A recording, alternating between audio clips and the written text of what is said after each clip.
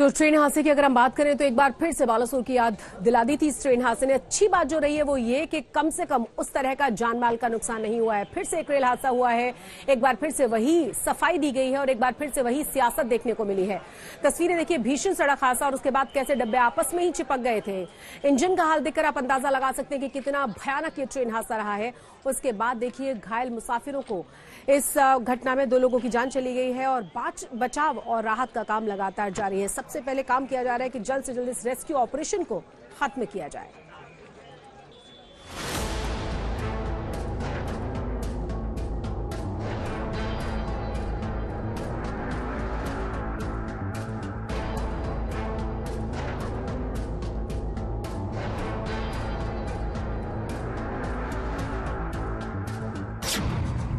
फिर एक बड़ा रेल हादसा, मालगाड़ी और एक्सप्रेस ट्रेन की टक्कर, फिर रेल सुरक्षा पर सवाल।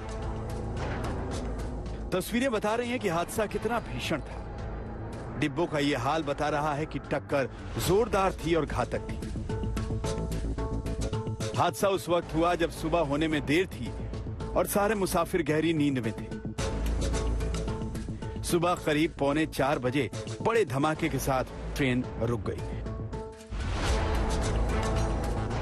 डब्बे एक दूसरे पर चढ़ गए। हावड़ा मेल की 16 बोगियां पटरी से नीचे उतर चुकी थी। इंजन चकनाचूर होकर दूर जा गिरा था। यह रेल हादसा झारखंड के पश्चिमी सिंहभूम इलाके में चक्रधरपुर रेलवे मंडल में हुआ।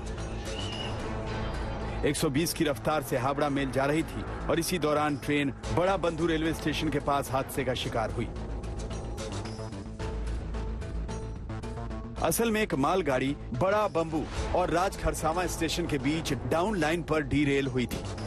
इसके डिब्बे पटरी से उतरकर यहां वहां खड़े थे। इस बीच अप रेलवे लाइन पर तेज गति से आ रही हावड़ा मेल का इंजन बेपटरी हुई मालगाड़ी के डिब्बे से टकरा गया। कुल 18 कोच पटरी से उतरकर एक दूसरे पर चढ़ गए।